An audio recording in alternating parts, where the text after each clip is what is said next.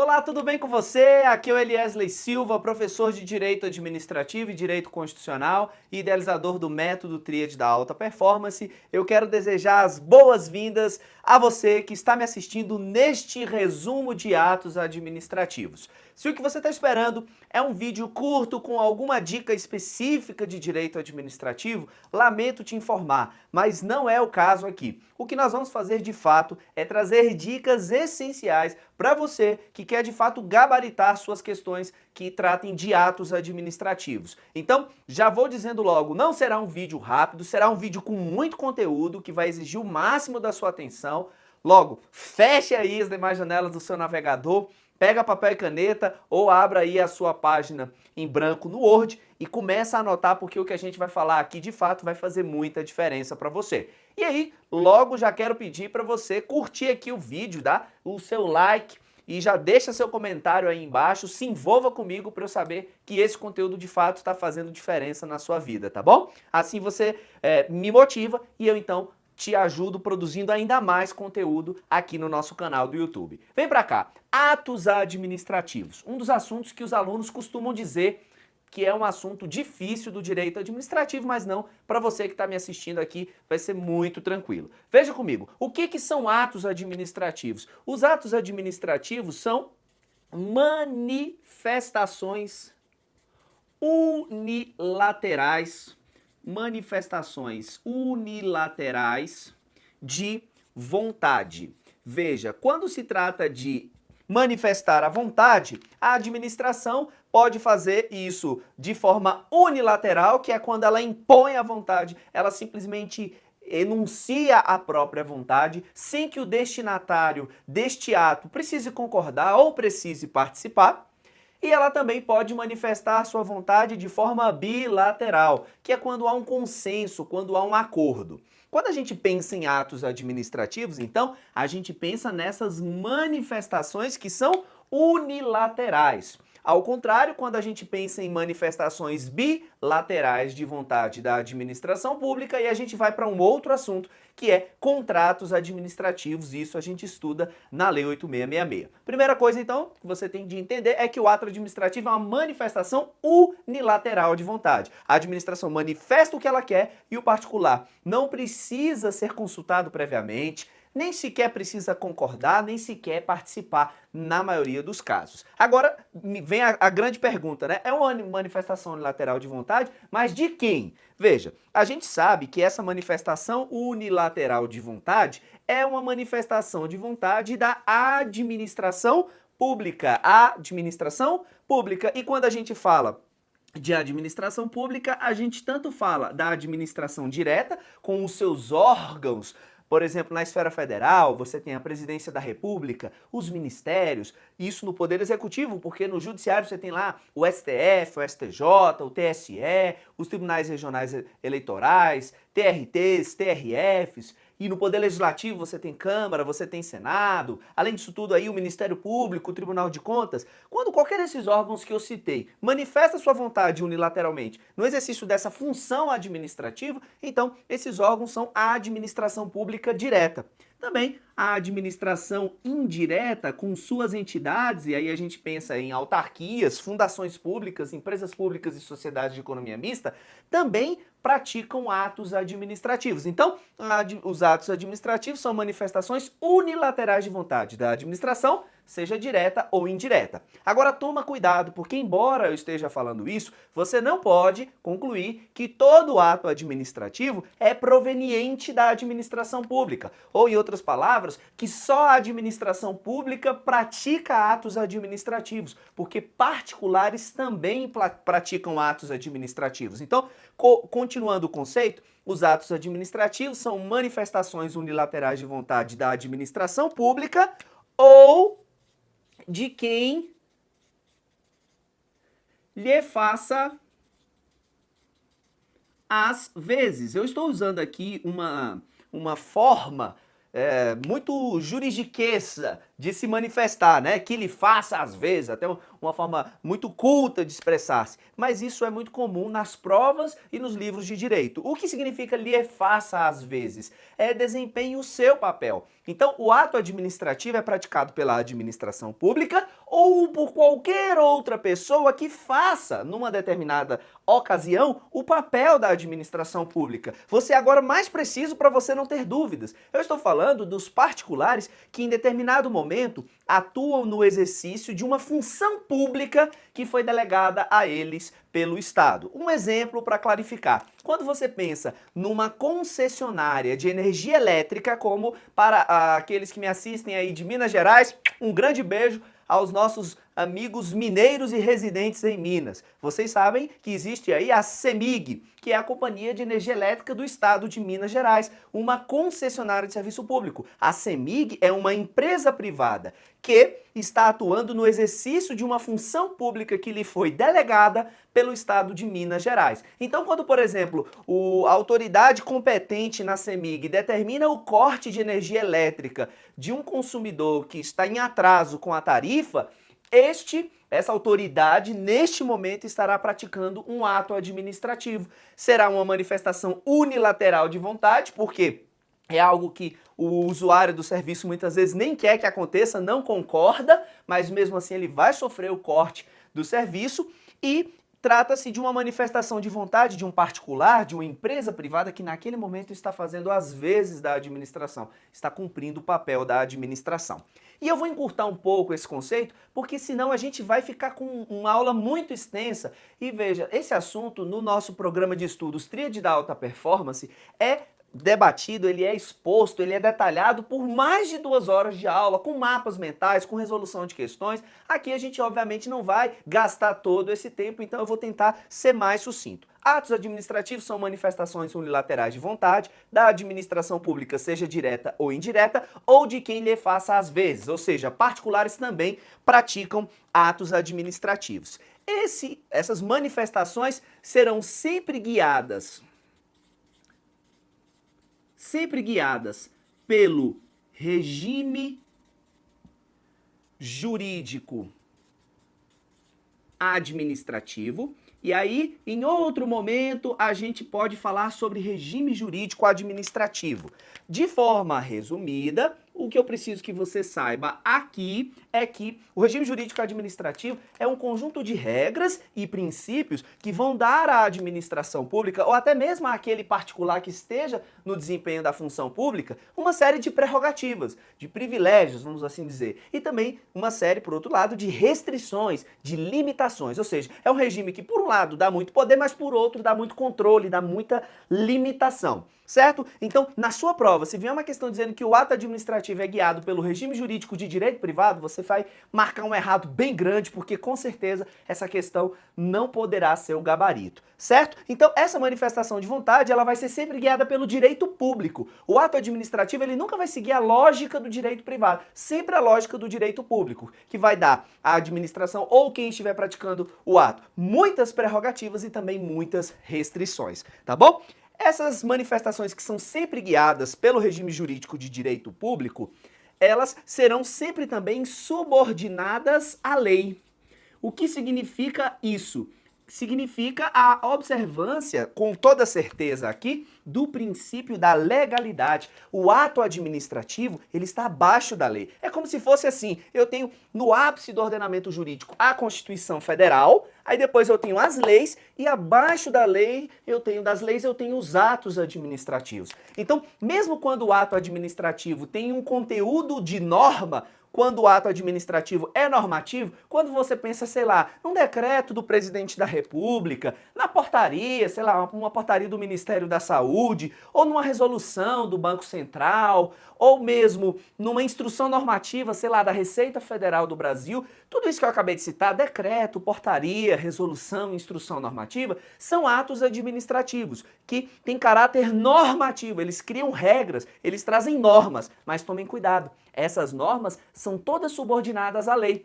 Elas não podem contrariar a lei. Não pode o presidente da República, por meio de um decreto, querer adotar uma solução que o legislador proíbe. Ou seja, o decreto não pode ir contra a lei. E eu não paro por aí. Além de o decreto não poder ir contra a lei, não poder contrariar a lei, um decreto também não pode ir além daquilo que a lei estabeleceu. Então, se a lei estabeleceu que o particular vai ficar sujeito à obrigação A, o máximo que o decreto pode dizer é como essa obrigação vai ser exigida. Ou até mesmo criar lá uma ramificação, uma obrigação A1, A2, A3, A4, mas sem novidade, sem criar novas obrigações, apenas destrinchando aquelas obrigações que a lei já criou.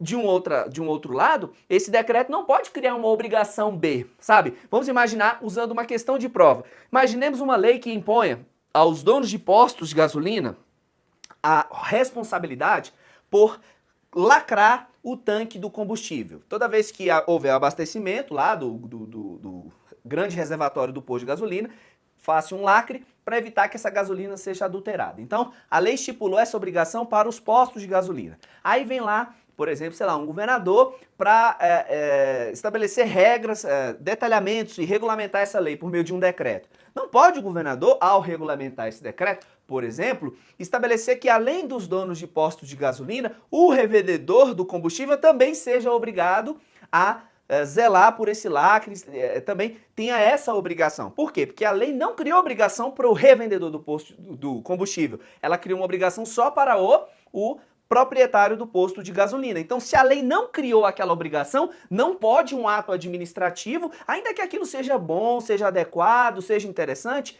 criá-la. Ou seja, quando eu digo que o ato administrativo é subordinado à lei, é que ele não pode ser contra a lei, mas ele também não pode ir além da lei. Ele deve respeitar. Se o que o legislador criou for os direitos A, B e C, lá na regulamentação, no ato administrativo, eu só posso trabalhar com os direitos A, B e C. Se o que o legislador criou foi a obrigação X, Y e Z, o ato administrativo, ainda que normativo, só pode tratar das obrigações X, Y, Z. Não pode, por exemplo, criar uma nova obrigação, uma obrigação W. Então, isso que significa ficar subordinado à lei, não ser contra e também não ir além da lei, tá bom? E para fechar, essas manifestações que são subordinadas à lei, elas estarão, e aí eu vou usar até a caneta preta, porque isso aqui cai muito em prova, sempre, a palavra sempre, tá aqui, ó, sempre. É verdade, sempre sujeitas ao quê, professor? Sempre sujeitas ao quê? Ao controle judicial. Como assim controle judicial, professor? É verdade, é um contraponto. Por quê? Veja, o ato administrativo é uma manifestação unilateral de vontade. É mais ou menos aquela paixão da adolescência que você, menina que me assiste, teve pelo seu professor de educação física, aquele cara sarado, com bíceps pronunciado, assim, tipo o professor que fala com você nesse momento. Eu já sei como é isso, passo por isso o tempo todo, as meninas se apaixonam, mas eu digo, olha, eu sou casado com a melhor mulher do mundo, não tem chance, para com isso, mas é um sentimento que elas nutrem, é unilateral, elas, não, eu quero esse professor, mas que homem lindo, e você talvez aí na sua... no ensino médio, ensino fundamental, não sei, nutria esse sentimento pelo seu professor de educação física. Isso é unilateral. Por quê? Você criou isso na sua cabeça, no seu coraçãozinho, ó. Então, ele nunca escolheu, ou tomara que se ele tiver tido a oportunidade de saber que isso existia, ele não tenha dado nenhum tipo de esperança, né? O professor não pode se envolver com as alunas, aquela coisa toda, né, do colégio. É unilateral. Agora, veja, já que o ato administrativo é unilateral, a administração tem uma vontade, ela cumpre essa vontade e o destinatário simplesmente vai ser alcançado, por outro lado, ele tem que ter aonde poder se socorrer. E onde é isso? O Poder Judiciário. Logo, qualquer particular que, sendo atingido por um ato administrativo, queira discuti-lo judicialmente, então ele tem esse direito, ele tem o acesso à jurisdição. Não é assim que a Constituição define no artigo 5º, a lei não excluirá da apreciação do Poder Judiciário a lesão ou ameaça a direito. Se um ato administrativo potencialmente está prejudicando o particular e este então quer provocar o judiciário a se manifestar sobre aquela questão, ele tem esse direito. Agora, toma cuidado, não esqueça que nós estamos falando que essas manifestações de vontade são sempre sujeitas ao controle judicial, porque todo ato administrativo, todo e qualquer, pode ser um ato vinculado, pode ser um ato discricionário, podem ser levados à apreciação do Poder Judiciário. Agora, tomem cuidado, porque o judiciário não pode analisar tudo em relação ao ato. Por quê? O ato administrativo fica sujeito ao controle judicial, quanto à legalidade. Somente isso é que o judiciário pode analisar. A legalidade do ato está aqui embaixo, ó, só para deixar aí, ó, disponível, sempre sujeitas ao controle judicial quanto à legalidade. Cabe ao juiz, então, avaliar se aquele ato é compatível com a lei, avaliar se aquele ato é compatível com os princípios da administração pública. E se, porventura, algum dispositivo de lei ou algum princípio não for observado, o juiz pode determinar a anulação do ato administrativo. Agora, tomem cuidado porque o Poder Judiciário não vai poder se manifestar sobre o mérito do ato administrativo. Vamos imaginar que o ato administrativo que esteja sendo ali impugnado, que esteja sendo objeto de discussão, isso significa impugnado, seja um ato discricionário. Ou seja, o administrador público tinha lá a opção, com a verba que ele dispunha, o prefeito, ele tinha à disposição lá, ele poderia construir ou uma escola pública ou um hospital público. Não dava para construir ambos, ele tinha que escolher. E a lei dá a ele essa liberdade para escolher, ou o hospital ou a escola pública. O município já tem um hospital, já tem uma escola pública, não há uma defasagem grave em nenhum desses dois serviços públicos, então o prefeito tem que decidir, resolve escolher o hospital. Alguém, então, se sente prejudicado, entra com uma ação popular, por exemplo, contra esse prefeito, dizendo que ele violou, sei lá, o princípio da moralidade. Bem, o juiz vai avaliar. Foi violado o princípio da moralidade? Bem, se não foi, então o juiz não vai anular. Mas o juiz não vai poder adentrar na questão do mérito, que é a liberdade que o prefeito tinha de escolha em relação à escola ou construir o hospital. Então, como há uma liberdade de escolha, essa liberdade é garantida ao prefeito pela lei, o judiciário não se manifesta sobre isso. O que o judiciário vai verificar? A construção da escola, essa escolha do administrador público foi feita com base naquilo que dispõe a lei e observando os princípios da administração? Foi. Então, não há o que se discutir, qualquer coisa que passar disso é mérito, e o mérito administrativo só o administrador pode avaliar. Não cabe ao judiciário substituir o administrador nessa análise. Portanto, o ato administrativo ele sempre pode ser levado ao Poder Judiciário. Guarda na memória, mesmo os atos discricionários podem ser discutidos judicialmente. Entretanto, a discussão há que se limitar sempre à análise da legalidade do ato. Mas não é só uma legalidade estrita, verificar se o ato é compatível com a lei, mas a legalidade ampla para verificar se ele também observa os princípios da administração pública. Certo? Bem, já que estamos falando sobre um ato que vai passar ao controle judicial, eu quero já, então, tratar com você de um assunto que é muito mesmo relevante, prefeito de prova de concurso, que é a extinção dos atos administrativos, né? Eu falei aqui, né, que, poxa, se um ato administrativo... Acabou a bateria da nossa câmera, então já aproveitei para adiantar um pouquinho aqui em relação ao que a gente vai tratar. Sobre a extinção dos atos administrativos e as suas duas formas mais cobradas em concurso, suas duas formas principais. A gente fala de anulação e a gente fala de revogação. Lembrando que existem outras formas de extinção do ato administrativo, como por exemplo a caducidade, a cassação, a contraposição, extinção natural, extinção subjetiva, extinção objetiva. Isso tudo na tríade a gente tem oportunidade de comentar com mais calma. Aqui, como o próprio título do vídeo já diz, temos um resumo de atos administrativos, portanto vamos nos focar naquilo que cai mais.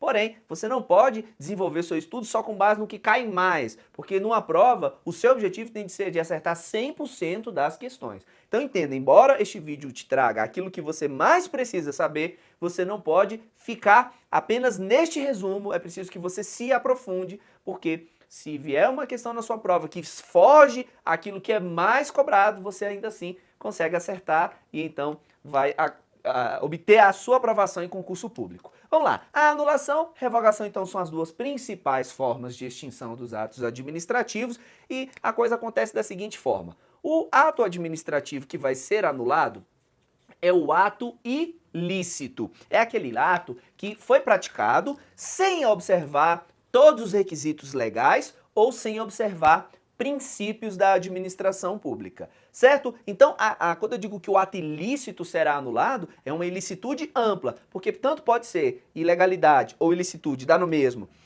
referente à não observância de alguma norma jurídica, pode ser a Constituição, pode ser alguma lei, ou até mesmo um decreto, uma portaria, mas eu também falo quanto à não observância de princípios. Então, muitas vezes até acontece que o ato administrativo obedece todos os requisitos legais, mas viola lá o princípio da impessoalidade, viola o princípio da moralidade, viola o princípio da eficiência e, de igual forma, esse ato vai ser anulado. Ele é ilícito. A palavra que define a revogação também inicia com a letra I, mas aqui a gente fala do ato inconveniente e o ato inoportuno. Veja, cuidado!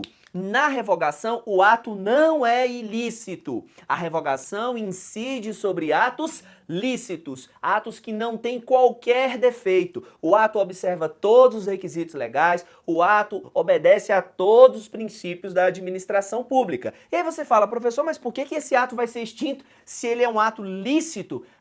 Ele já não é mais conveniente, já não é mais oportuno. Sabe, é como aquele garoto que te encontra numa festa, se aproxima de você e tal, e então você acha interessante, ele pede o seu telefone, olha, me passa seu número, depois eu vou te ligar, eu vou mandar um WhatsApp, a gente vai bater um papo. E aí você toda animadinha diz, ok, anota aí, etc. E passam-se 6 meses e o sem vergonha nem entra em contato com você. Aí depois de 6 meses, o filho daquele negócio manda uma mensagem. E aí você diz a ele, querido, não é um pouco tarde para você fazer isso? A fila anda, já passam-se 6 meses, eu já tenho um namorado, então eu vou te pedir, risque meu nome da sua agenda e não me ligues mais. É isso, você está revogando. No primeiro momento era conveniente e oportuna aquela aproximação com aquele sujeito. 6 meses depois, o cenário muda e aí não é mais conveniente e oportuno. O que você faz? Revoga o ato administrativo. A administração da mesma forma. Ela tem um ato que é lícito e na mesma forma, nessa situação que eu dei esse exemplo cotidiano, a situação é toda lícita. Se seu namorado está lá atrás da porta ouvindo a conversa, ele não vai poder te acusar de infidelidade. Afinal de contas, em nenhum momento você traiu a confiança dele. Pelo contrário, você foi pontual, você foi assertiva, revogou o ato na primeira oportunidade que teve. Então a administração, ela também pode ter um ato que é lícito, mas que já não é mais interessante, já não é mais adequado, já não é mais conveniente, já não é mais oportuno, certo? Ok. Então é bom deixar isso claro, que na anulação teremos um ato ilícito. Esse ato ilícito, ele tanto pode ser com essa cor preta aqui. O ato que vai ser anulado pode ser tanto um ato vinculado, ou seja, aquele ato que obedece que a lei determina todos os requisitos e condições para a sua prática, quanto pode ser um ato discricionário. O ato discricionário pode ser anulado. Basta que o administrador público tenha praticado alguma ilegalidade.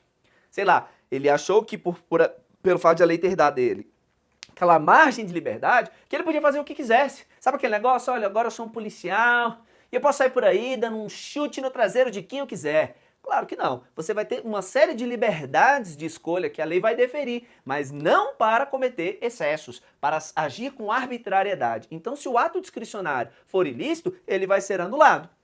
Agora, a revogação não. A revogação, ela sempre vai incidir sobre o ato discricionário. Como assim, professor? Sempre o ato discricionário? É bem simples. Por quê? O ato que vai ser revogado, ele vai ser revogado, e a gente anotou aqui em cima, ó, porque é inconveniente e inoportuno. No ato vinculado, existe essa análise? Quando eu estou diante de um ato vinculado, eu, administrador público, terei alguma margem para apreciar conveniência e oportunidade? Não, claro que não. O ato é vinculado. A própria palavra diz, eu estou vinculado. A lei já me deixa todos os requisitos e condições para praticá-lo. Eu não tenho que avaliar a conveniência e oportunidade. Eu só verifico o seguinte, vamos imaginar a situação lá do servidor que atinge 75 anos de idade, aposentadoria compulsória. Não há conveniência e oportunidade. Eu só tenho que verificar, é servidor público? É. Atingiu 75 anos de idade? Atingiu. Pô, carimbou. A aposentadoria compulsória. Não tem liberdade alguma. É basicamente, o agente público é só um verificador se os pressupostos legais se confirmaram ou não naquela situação. Logo, se eu não tenho discricionariedade, se eu não tenho análise de conveniência e oportunidade na prática do ato, eu também não vou ter lá adiante para decidir se ele é conveniente e oportuno. Se na prática do ato eu não tive margem de liberdade, no momento da extinção eu também não vou ter. Por isso que toda revogação e toda revogação incide sobre ato discricionário. Sempre, ok? Maravilha. Eu vou falar de um negócio agora que é bem legal. Como é que eu posso classificar a anulação? Professor, a anulação é um ato vinculado ou a anulação é um ato discricionário? Cuidado! Monstro! Não confunda o que eu falei agora aqui com o que eu vou falar aqui embaixo. Como é que você não vai confundir? É bem simples. Aqui eu estou falando do objeto. Vou até escrever aqui, ó, para você não confundir. Objeto. Eu estou falando sobre qual ato pode ser anulado ou revogado. O ato vinculado e o discricionário podem ser anulados e o ato discricionário também pode ser revogado. Eu estou falando sobre o objeto, aquele que vai sofrer a anulação, vai sofrer a revogação. Agora eu vou falar da classificação. Eu vou classificar não mais o ato que vai sofrer a extinção. Eu vou classificar a própria anulação. Eu vou classificar a própria revogação. Você concorda que são dois atos? Eu pratico um ato hoje. Ato A. Para que ele seja anulado ou revogado, eu tenho que praticar um ato B, que vai anular ou revogar. A extinção, nesse contexto aqui, é sempre por um segundo ato. Eu tenho um ato, ele é ilícito, então vem um segundo ato para anular o primeiro. Eu tenho um primeiro ato discricionário, não há mais conveniência e oportunidade. Aí eu vou ter um segundo ato para revogar o primeiro. Objeto, eu estou estudando o primeiro ato, aquele que vai sofrer a extinção. Na classificação, eu estudo o segundo ato, o próprio ato da anulação, o próprio ato da revogação, certo? E nesse contexto funciona assim. A anulação, ela vai ser vinculada quando estivermos diante de um ato que tem uma ilicitude grave. É como eu sempre brinco, pensa num carro que vem numa rodovia a 160 km por hora. O motorista perde o controle e então cai no desfiladeiro. O carro não sobra nada. A fivela do cinto de segurança ficou empenada. Só para você ter uma ideia. Esse carro está gravemente comprometido. A única coisa que pode ser feita com ele é o quê? Levar-o para o ferro velho. Porque não há como consertar. Portanto, se o ato administrativo tem algum defeito grave, se o defeito é grave, só resta uma coisa a fazer: extinguir o ato. Então, nesse contexto, o administrador público, a anulação para ele será vinculada. Ele não vai poder lá decidir, poxa, será que era interessante nesse caso anular ou não? Ele não vai ter essa margem de liberdade. Ele vai ser obrigado a anular, porque o defeito é grave. Então, veja, se o ato administrativo, se a anulação é vinculada, o que isso significa? Significa que o ato deve ser anulado. Isso significa que ele é um ato nulo. Preste atenção ao conceito. Preste atenção ao conceito. Professor, o que é um ato nulo? O ato nulo é aquele que contém uma ilegalidade grave. É uma perda total. Não tem como recuperar. Eu tenho que anular, eu tenho que extinguir, mandar para o ferro velho. Portanto, se o ato é nulo, a anulação deve acontecer. O administrador público não vai poder escolher. Será que é bom? Será que é conveniente? Não tem isso. Ele vai ter que anular. Agora, por outro lado, em alguns momentos, a anulação vai ser discricionária. Por quê? Porque o defeito não vai ser grave. Sabe aquele negócio? É uma batida que dá ali na traseira do carro. É uma batida, amassou, estragou. Mas será que é o caso de mandar o carro para o ferro velho? Talvez não. Talvez aquela batida possa ser consertada. É como eu sempre brinco, né? Você tem lá a sua Havaiana. Normalmente o que quebra na Havaiana? É aquela rodelinha que fica no solado da sandália ali ligado na correia, não é isso? Aquela rodelinha? Não é ali que rompe? Então, quantas vezes eu, menino da Ceilândia, barrigudo, que era criado o dia todo jogando bola com um pé descalço, tomando água de torneira, quantas vezes eu peguei um preguinho, enfiei ali, varando a correia da sandália para substituir aquela rodelinha e poder usar a sandália por mais um tempo. Você tá rindo, né? Você também fez isso. Não venha mentir não, tá? Eu sei que fez. Então, isso é uma circunstância. Você tem um defeito na sandália, uma rodelinha.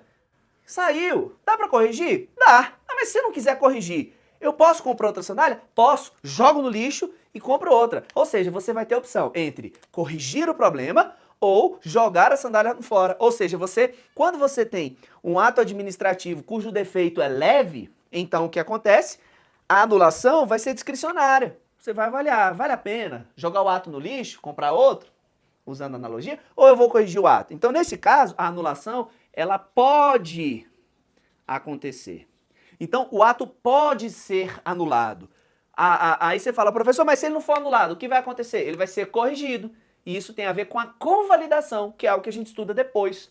Então, se o defeito é leve, o ato pode ser ou anulado, extinto, joga no lixo, ou ele pode ser convalidado. Mete o preguinho lá embaixo. Entendeu a ideia? E nesse contexto nós temos o famoso ato anulável. E aí vem a grande diferença. Qual a diferença, professor, entre o ato nulo e o ato anulável? É simples. O ato nulo é aquele que tem um defeito grave. Como é grave, o ato tem que ser extinto. Ato anulável é aquele que tem um defeito leve. O administrador público vai verificar. Diante desse defeito que é leve, o que eu posso fazer? Posso corrigir, mas eu também posso anular. Vou pensar com calma. Posso convalidar ou posso anular. Posso corrigir ou posso extinguir. Eu, administrador público, terei poder discricionário. E aí, então, a gente fecha o raciocínio dizendo o seguinte: a anulação, como é que ela se classifica? A anulação é vinculada ou a anulação é discricionária? Aí, o que você vai responder? Se alguém te perguntar isso, você vai responder o seguinte: depende. Se o ilícito for grave, a anulação é vinculada. Ela deve acontecer, o ato é nulo.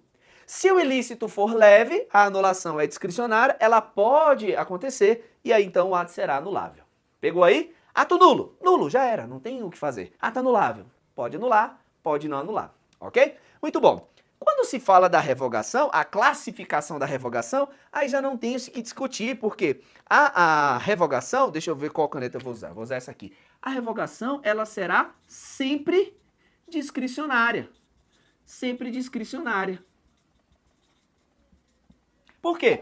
Porque eu sempre, para revogar, terei que avaliar conveniência e oportunidade. Logo, nunca haverá um cenário em que o administrador público ele deverá revogar. Por quê? A revogação vai depender do juízo que ele fizer, se é conveniente, se é oportuno. Portanto, a lei nunca vai impor a revogação. Ela sempre vai deixar ao administrador a avaliação. Será que é o caso de revogar ou não? Margem de liberdade para analisar conveniência e oportunidade. Ok? Muito bom. Avançando, nós temos a competência. Quem é que pode anular? Quem é que pode revogar? Bem, como na anulação, o que eu vou avaliar é a questão da legalidade, nós já estudamos isso aqui na nossa primeira folha, que o poder judiciário pode controlar o ato administrativo, sob o aspecto da legalidade. Portanto, a anulação pode ser feita judicialmente. Agora, para que ela ocorra judicialmente, alguém tem de provocar.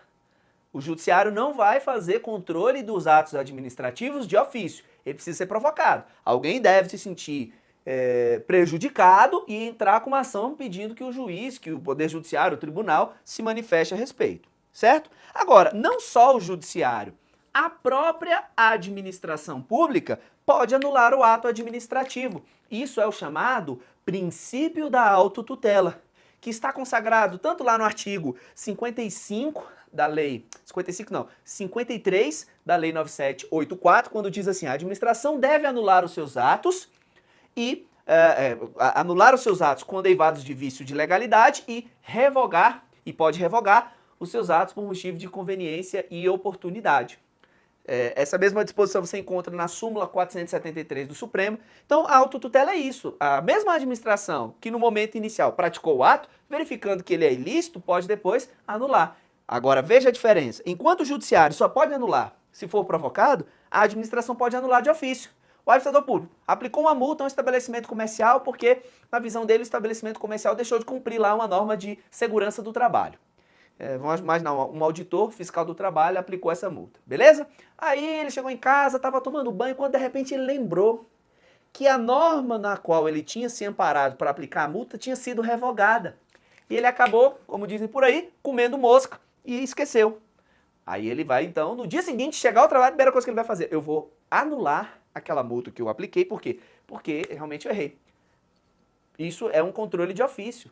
O dono do restaurante não precisa nem ter se manifestado nem provocado, mas o próprio administrador, sabendo que errou, que praticou um ato ilícito, já pode anular o ato, certo? Outra diferença é que quando o judiciário se manifestar sobre esse ato administrativo, ele vai ter a chamada coisa julgada, que é o seguinte: aquela decisão judicial, quando ela chegar ao status em que não couber mais recurso, ela vai transitar em julgado e logo ela não vai poder mais ser modificada por meio de recurso. Então, a manifestação do judiciário sobre a legalidade do ato administrativo produz coisa julgada. Ela vai, de uma vez por todas, liquidar aquela discussão. Não vai se mais discutir aquilo por meio de recurso. Já no âmbito da administração, não. Se a administração anular um ato, vamos imaginar, a administração anula um ato que é favorável a mim. Vamos dar um exemplo? A mim e nem a você não, para a gente não ficar com esse azar na cabeça. Vamos pensar assim: fulano passa no concurso, é nomeado, toma posse, entra em exercício. 6 meses depois, a administração descobre que ele não podia ter sido nomeado porque não havia previsão orçamentária para pagar a remuneração daquele sujeito. Óbvio, se ela nomeou sem previsão orçamentária, praticou ato ilícito. Tem que ser anulada a nomeação. Se essa anulação é feita pela administração pública, o interessado pode ou recorrer administrativamente para tentar reverter essa nomeação, porque está prejudicando, né? Ou ele pode entrar com uma ação judicial. Veja, mesmo que ele percorra todas as instâncias administrativas, ainda assim ele pode entrar com uma ação judicial. Por quê? Porque acabou a bateria de novo. Vamos de novo. Porque a análise que a administração faz de legalidade não produz coisa julgada. Aquilo que a administração decide não é definitivo. Pode ser modificado na via judicial. Então, nesse contexto, a decisão da administração pública não produz coisa julgada. Então, pode ser revista judicialmente. E essa é uma outra diferença. Enquanto o judiciário vai ter a última palavra sobre aquele assunto, o que ele decidir, ponto final, a administração vai ter que observar, obedecer. No caso da administração, não. O que ela decidir, ainda assim, pode ser questionado judicialmente. Tá bom? Lembrando, só para deixar claro, que para que esse particular que teve a sua nomeação no concurso anulada possa entrar com ação judicial, ele não precisa esgotar as instâncias administrativas, não. Eu dei um exemplo, mas lembre-se que ele nem precisava recorrer administrativamente. Ele teve lá a nomeação anulada, ele já poderia direto entrar com uma ação judicial e já discutir isso no âmbito jurisdicional, sem qualquer provocação no âmbito da administração pública. Tudo bem? Ok, então fechamos aqui algumas diferenças entre a análise, o controle de legalidade do judiciário e o controle de legalidade da administração pública. E aí a gente fala de revogação. A revogação não é analisar mérito? Não é analisar conveniência e oportunidade? O judiciário não pode fazer essa análise, porque nós vimos que o controle judicial é sempre de legalidade. Então o que acontece? Sempre a administração pública. A revogação será sempre realizada pela administração pública. Se vier uma questão de prova dizendo o Poder Judiciário pode revogar atos administrativos, com toda tranquilidade e paz no coração, você vai marcar errada. Não pode. O Poder Judiciário pode anular, mas não revogar. Perfeito? Agora, tomem cuidado. O Judiciário exerce a função típica jurisdicional. E nessa, ele só faz controle de legalidade. Agora, você não pode esquecer que o judiciário atipicamente realiza a função administrativa. Usando um exemplo clássico, um concurso para o STF. É o judiciário praticando a função administrativa. No concurso para o STF não está ali decidindo nenhuma constitucionalidade, julgando nenhum conflito. Ele só está buscando fazer gestão de pessoal, função administrativa atípica. Quando o STF atua na função administrativa, ele também é a administração pública. Logo, o STF pode revogar um ato administrativo que ele mesmo tenha praticado. Porque ao praticar um ato administrativo, o STF ou o judiciário está atuando como a administração pública. Lembre-se disso, a administração pública não é só o Poder Executivo. Embora ela esteja fortemente concentrada no Poder Executivo, eu tenho a administração pública no Judiciário e eu tenho a administração pública no Poder Legislativo. Cuide para você não ficar nesse vício, né? De achar que tudo que é da administração só tem a ver com o Poder Executivo. Não, a administração está no Judiciário, está no Executivo, ok? Está no Legislativo. Então, prefeito de prova fica assim, se a questão vier só, o Poder Judiciário pode revogar atos administrativos, errado grandão. Se a questão vier, o Poder Judiciário pode revogar os atos administrativos por ele mesmo praticados, ou revogar os próprios atos administrativos, aí a questão vai estar certa, porque o Judiciário estará agindo como a administração pública, tá bom? Beleza, então, para a gente fechar aqui, a gente fala dos efeitos, né? Uma vez que eu decida anular ou revogar, esses efeitos, como é que eles se dão? Bem, funciona assim. Veja, a anulação eu tenho um ato A, que é praticado aqui, depois esse ato vai ser anulado pelo ato B. O ato B vai anular o ato A. Veja, durante o período que o ato A, que é ilícito, produziu efeitos, vamos imaginar que isso aqui tenham sido 2 anos. Ele então produziu efeitos ilícitos. É como uma coisa que existe lá no direito constitucional chamada teoria dos frutos da árvore envenenada. Se a árvore está envenenada, os frutos que ela der, consequentemente, estarão. Se o ato é ilícito, todo e qualquer efeito que ele produza durante o momento em que ele esteja vigendo, também será ilícito. Então, o que acontece? Quando a anulação é feita, não basta que eu daqui por diante corrija a situação. A anulação, o ato B de anulação, ele retroage. Ele vem na origem. Ele vem aqui no momento em que o ato A, que é ilícito, foi praticado. Então, todos os efeitos produzidos durante esse período serão desfeitos. Então, a anulação produz efeitos retroativos. Ou, como cai sempre em prova, efeitos ex tunc. Ex tunc. Eu vou à origem, desfaço todos os efeitos, é como se fosse assim. Eu vou varrer toda a sujeira que o ato produziu, de modo que eu possa fazer com que a situação fique como era antes. Em latim seria reparar a situação ao status quo ante, ao estado que havia anteriormente à prática do ato A. Perfeito? Ok. Da mesma forma, quando eu pratico um ato discricionário aqui, ó, ato A, ele vai produzir efeitos. E então, no momento B, no segundo momento, eu pratico o ato B porque eu já vejo que o ato A não é conveniente, não é oportuno. Esse ato A é lícito, ele não tem defeito, ele só é inconveniente e inoportuno porque a circunstância mudou.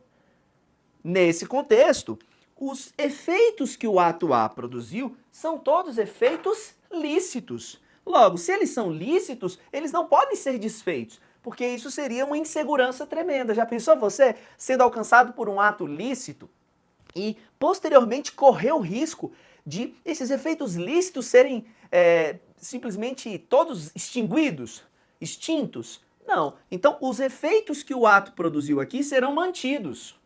E só daqui por diante é que os efeitos serão cessados. Logo, na revogação, o efeito é um efeito que a gente chama de proativo. Efeitos proativos, daqui para frente. Em latim, ex nunc. Em latim, ex nunc. Perfeito? Para você memorizar, o mnemônico que a gente sempre usa é simples. Ex tunc. Tunc lembra testa. Se você der um tapa na testa, você vai para trás, o que denota ir ao passado. Retroagir. Ex nunc lembra nuca. Se você dá um tapa na nuca, você vai para frente, para o futuro. Ex tunc para trás, retroativo. Ex nunc para frente, proativo, para o futuro. Beleza? Fechamos aí? Legal. Olha, eu gostaria muito de continuar com você nessa nossa jornada. E, de fato, como eu disse na tríade, nós temos 2 horas de ato administrativo pancada total. Aqui nós não temos condição de passar assim tanto tempo.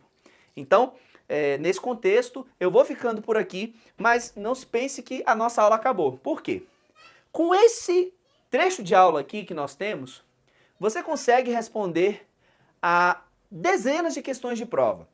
Eu calculo aqui uma lista com 50 questões. 50 questões recentes dos últimos 3 anos. 50 questões de concurso dos últimos 3 anos que você responde com o conteúdo que nós aprendemos nesta aula. Então aqui na descrição do vídeo eu vou colocar um link para você fazer o download dessas 50 questões para que você possa treinar o que você acabou de aprender comigo. 50 questões recentes de concurso público você vai resolver só com essa aula que você teve aqui comigo, tá? Então, eu espero que você tenha gostado da aula. Se gostou, dá aí o seu like, clique no curtir. Não é inscrito no canal, tá dando bobeira, né, papai? Inscreve-se logo aí, clica também no sininho para cada novo vídeo você receber uma notificação em tempo real. Eu vou deixar para você aqui, não esqueça de fazer o download. Eu vou fazer melhor. Papai do céu tocou no meu coração aqui agora. Eu não vou deixar só uma lista com 50 questões, não. Eu vou fazer assim. Olha o que eu vou fazer para você agora. Eu vou deixar aqui no link abaixo um material com um resumo de tudo que eu falei, tópicos. Em seguida, vai ter um quadro comparativo e um mapa mental sobre o assunto tratado e, por fim, as questões sobre esse assunto. É um material com certeza que vai dar mais de 30 páginas que estará disponível para você gratuitamente no link que eu vou disponibilizar abaixo. Curtiu? Gostou? Clica no link, receba o material, volta aqui e deixa seu comentário me dizendo o que você achou de tudo isso, tá bom? Eu vou ficando por aqui, queria poder ficar mais, mas a gente não pode ter uma aula muito extensa porque acaba inviabilizando as pessoas que têm outros compromissos e etc. Mas a gente se encontra aqui em outros vídeos, com certeza será um grande prazer. Abraços efusivos do seu professor Eliesley Silva.